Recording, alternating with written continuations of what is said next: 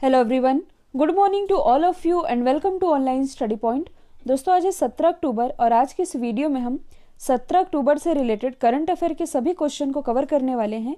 तो यदि आप लोगों को इस वीडियो की पीडीएफ चाहिए तो आप हमारा मोबाइल एप्लीकेशन भी इंस्टॉल कर सकते हैं। इसमें आप लोगों को डेली क्विज, फ्री पीडीएफ और प्रतिदिन के करंट अफेयर का ऑडियो भी मिल सकेगा। और यदि आप चैनल पर नए हैं तो चैनल को सब्सक्राइब कर लीजिए, साथ ही बेल आइकन दबाना बिल्कुल मत भूलिएगा ताकि आप लोगों को हमारे सभी वीडियो की नोटिफिकेशन सबसे पहले मिल सके। तो चलिए स्टार्ट करते हैं। हमारा पहला क्वेश्चन, हाल ही में विश्व खाद्य दिवस ये कब मनाया गया? तो ये भी हाल ही में मनाया गया है 16 अक्टूबर को। और ये दिवस मनाया क्यों जाता है? तो हर वर्ष दुनिया भर में सभी के जीवन से भूख की समस्या को मिटाने के लिए ये दिवस मनाया जाता है। और इस बार जो वर्ल्ड फूड डे मनाया गया, इसकी थीम क्या थी? तो इसकी थीम थी ग्रो, नरिश, सस्टेन टुगेदर। अब यदि हम बात करें कि ये दिवस किसके द्वारा मनाया जाता है, फूड एंड एग्रीकल्चर ऑर्गेनाइजेशन के द्वारा। तो इसकी स्थापना हुई थी 16 अक्टूबर 1945 में। हेडक्वार्टर स्थित है रोम, इटली में। और इसके प्रमुख कौन है? तो इनका नाम है क्यू डोंग्यू। अच्छा, इस क्वेश्चन से ही रिलेट करके एक और इंडेक्स आप याद रख सकते हैं, कुछ समय पहले ही जारी किया गया था, ग्लोबल हंगर इंडेक्स। और जो ग्लोबल हंगर इंडेक्स जारी किया गया था, इसमें अपने देश भारत की रैंकिंग थी 102। टॉप पर रहा था बेलारूस। अब यदि हम अदर ऑप्शन को डिस्कस करें तो 13 अक्टूबर को मनाया गया है अंतर्राष्ट्रीय आपदा न्यूनीकरण दिवस। 14 अक्टूबर को मनाया गया है विश्व मानक दिवस यानी कि इंटरनेशनल स्टैंडर्ड्स डे। 15 अक्टूबर को दो इंपॉर्टेंट डे मनाए गए हैं, अंतर्राष्ट्रीय ग्रामीण महिला दिवस यानी कि international day of rural women. दूसरा मनाया गया है वर्ल्ड स्टूडेंट्स डे यानी कि विश्व विद्यार्थी दिवस। नेक्स्ट है, हाल ही में दुनिया का सबसे बड़ा ग्रीन फील्ड जिंक स्मेल्टर यह किस राज्य में बनाया जाएगा? तो सबसे पहले इसका मतलब मैं आप लोगों को बता दूं। जिंक स्मेल्टर का सिंपल सा मतलब है कि जो जिंक होता है मतलब कि जस्ता को गलाने की प्रक्रिया। तो दुनिया का सबसे बड़ा ये जो जिंक स्मेल्टर है ये स्थापित किया जाएगा गुजरात में, जिसके लिए 5,000 से लेकर के 10,000 करोड़ रुपए तक निवेश किए जाएंगे। और इसके बाद से लगभग 5,000 प्रत्यक्ष और अप्रत्यक्ष यानी कि डायरेक्ट और इनडायरेक्ट लोगों को रोजगार भी मिल सकेगा। अब यदि हम बात करें गुजरात की, तो आप मैप में देख सकते हैं, यह है गुजरात की लोकेशन। राजधानी तो यह है गांधीनगर। मुख्यमंत्री हैं विजय रूपानी। राज्यपाल तो ये हैं आचार्य देवव्रत। इसके अलावा गुजरात उच्च न्यायालय के मुख्य न्यायाधीश ये हैं justice Vikram Nath. Important national park की यदि बात की जाए तो गिर national park, Vansda national park, marine और ब्लैक बक नेशनल पार्क, ये सभी स्थित है गुजरात में ही। अब देखिए, यहाँ बात की जा रही है दुनिया के सबसे बड़े की, तो आप सबसे पहले गुजरात के बारे में और क्या रिलेट कर सकते हैं जो कि दुनिया में सबसे बड़ा है? तो देखिए, कुछ समय पहले ही गुजरात के अहमदाबाद में विश्व का सबसे बड़ा स्टेडियम स्थापित किया गया है, सरदार पटेल स्टेडियम। इसके बाद गुजरात के ही भावनगर में विश्व का सबसे बड़ा सीएनजी पोर्ट टर्मिनल बनाया जा रहा है। तीसरा आप ये याद रखेंगे, कुछ समय पहले मैंने आप लोगों को बताया था, वर्ल्ड का सबसे बड़ा जो टॉय म्यूजियम है ये भी बनाया जाना है गुजरात में ही।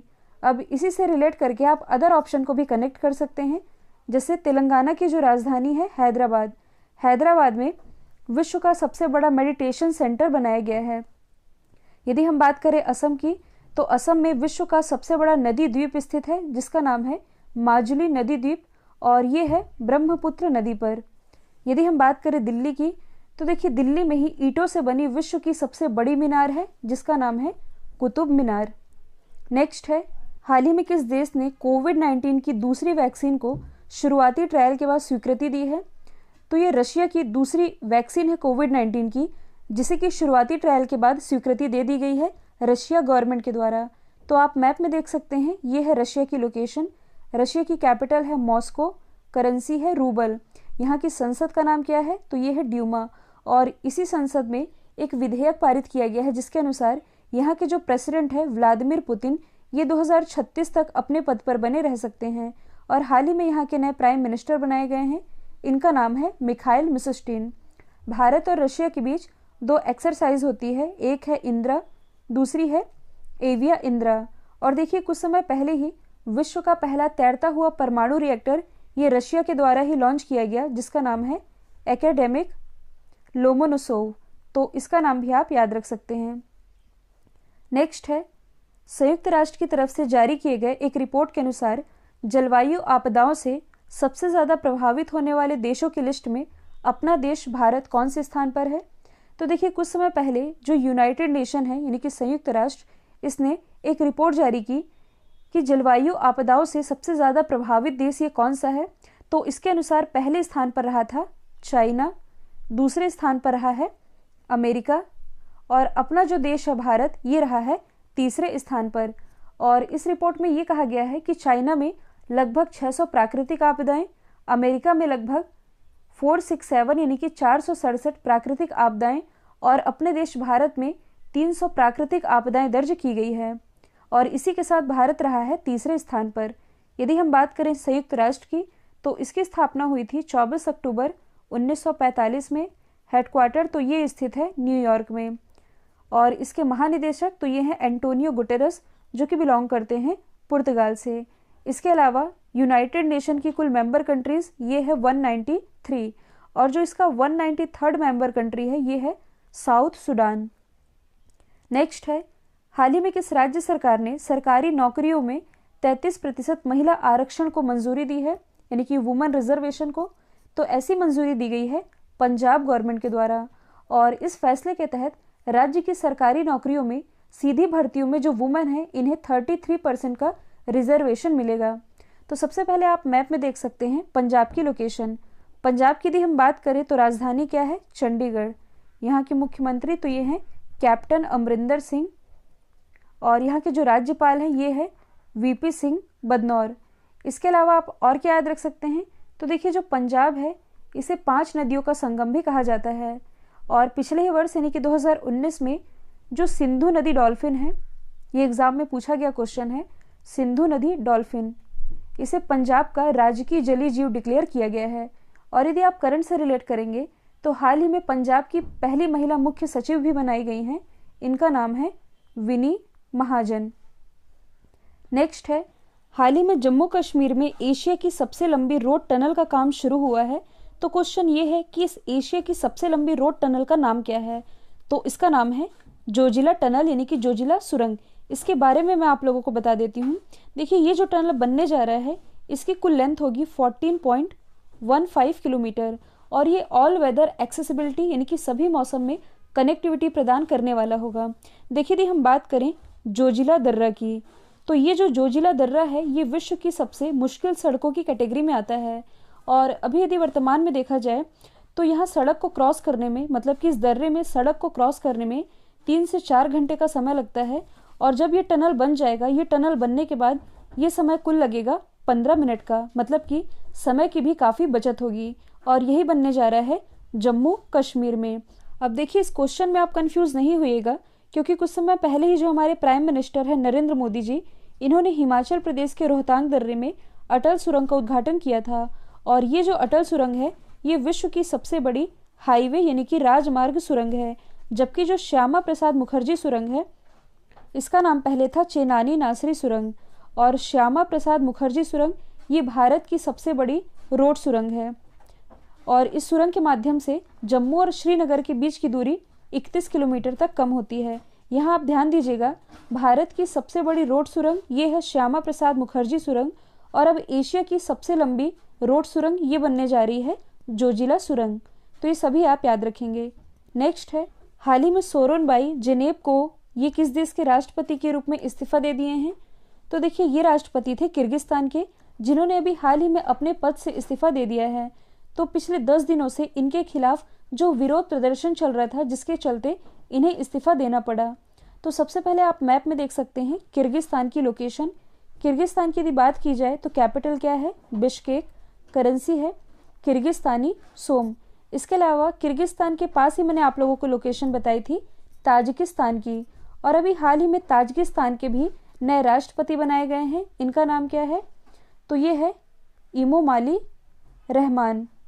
इसके बाद यदि हम बात करें मालदीव की, तो मालदीव के प्रेसिडेंट कौन हैं? ये हैं इब्राहिम मोहम्मद सोली।